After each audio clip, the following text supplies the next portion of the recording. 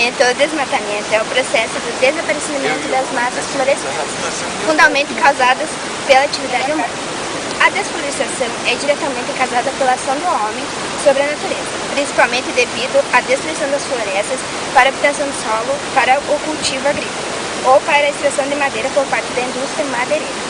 Uma consequência da desflorestação é o desaparecimento do absorver do dióxido de carbono, reduzindo-se a capacidade do meio ambiente em absorver as enormes quantidades deste causador de efeito estufa, e agravando o problema do aquecimento global.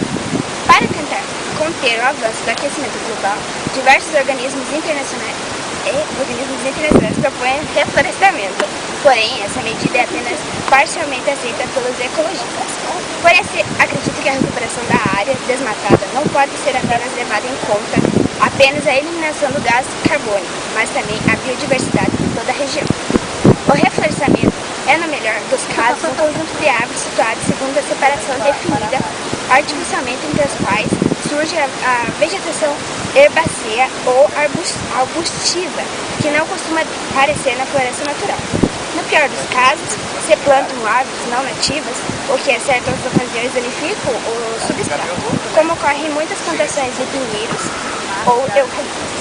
Segundo dados da FAO, anunciados em março de 2010, o Brasil reduziu a área líquida desmatada em 20 anos, mas continua líder no ranking, seguido por Indonésia e Austrália. Cerca de 4 milhões de hectares são perdidos anualmente na América do Sul. Há 3 importantes fatores responsáveis pelo desflorestamento no Brasil: as madeireiras, a pecuária e o cultivo da soja.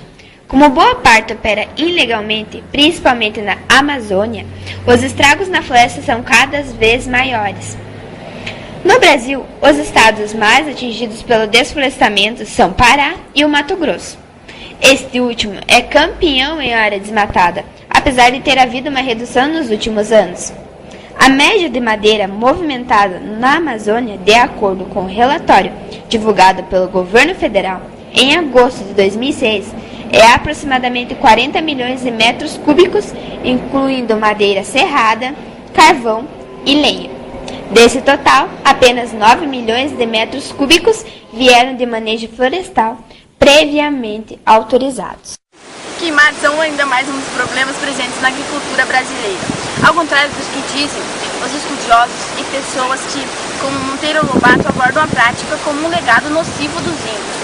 As queimadas que estes realizavam ao longo de cerca de 12 mil anos de sua presença nas atuais terras do Brasil mantiveram a natureza em equilíbrio, o que deixou de ocorrer, entretanto, com a incorporação de limpeza do terreno pelo fogo. A cultura europeia, introduzida a partir de 1500, a divisão de terras em propriedades, o cultivo monocultor, que dizimaram as florestas nativas. As queimadas atingem diretamente os animais silvestres.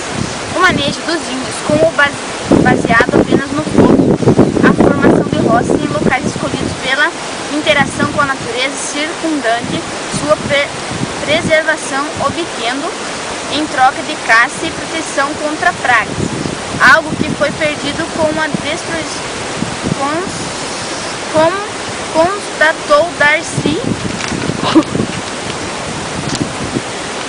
Ribeiro. Ao afirmar assim, passaram milênios até que surgiram as agentes de nossa civilização munidos também ali da capacidade de agredir e ferir mortalmente o equilíbrio milagrosamente alocado por aquelas formas exemplas de vida. Relatório feito em 1882 para anular a devastação da floresta amazônica, instalado em 1979, segundo dados fornecidos pelo pesquisador José Cândido de Melo Carvalho, informava que a queima era o principal problema inerente ao desmatamento na região. Dentre os outros danos, a destruição quase que total a fina, chamada de 30 a 40 centímetros de matéria orgânica superficial. Acentua-se que a prática, então, muitas vezes não era acompanhada de produção de aceiros que agravava seus efeitos danosos. Outro problema que precisamos se conscientizar são os impactos ambientais causados pela desflorestação, e são diversos, e dentre eles está um problema ambiental bastante preocupante, que é a emissão de gases de efeito estufa, e é a principal causa dos impactos e atividades humanas no sistema de clima, é o uso de combustíveis fósseis nos países desenvolvidos. No entanto, a desflorestação está se tornando uma fonte muito importante de emissão de gases de efeito estufa. Estima-se que a desflorestação já seja responsável por 10 a 35% das emissões globais anuais, com algumas estimativas ainda mais elevadas. A principal fonte global de emissão por desflorestação é proveniente de florestas tropicais. A desflorestação tropical está ocorrendo a taxas crescentes, e os países que mais desmatam são Brasil, Indonésia, Sudão, Zâmbia, México, República Democrática do Congo e Mianmar. Esses países já perderam mais de 71 milhões de hectares de florestas entre 1990 a 2000. Cada um desses países perdeu em média anual de pelo menos 500 mil hectares de florestas. O Brasil, com desflorestação anual média de 2,3 milhões de hectares, Indonésia, com desflorestação anual média de 1,3 milhões de hectares, lideram a lista de destruição florestal naquele período. A desflorestação tropical e a degradação das florestas são a principal causa de perda de biodiversidade no planeta e estão contribuindo para uma extinção em massa de espécies, em um índice de 100 a 1000 maior do que poderia ser considerado normal ao tempo evolutivo. Estima-se que as mudanças climáticas, que é uma das consequências da desflorestação, possam afetar os ecossistemas e as espécies de diversas maneiras, e por essa razão já são considerados uma ameaça adicional à biodiversidade. A desflorestação é, portanto, um enorme problema, com sérios impactos sobre o clima, a biodiversidade e as pessoas. Ações urgentes são necessárias para combater esse mal. Para ajudar a prevenir as mudanças climáticas perigosas, é absolutamente necessário que se estabeleça medidas eficientes contra a desflorestação tropical. Isso será importante não apenas para o clima do planeta, mas também para a manutenção da biodiversidade, para o sustento e segurança de milhões de pessoas que dependem dessas florestas.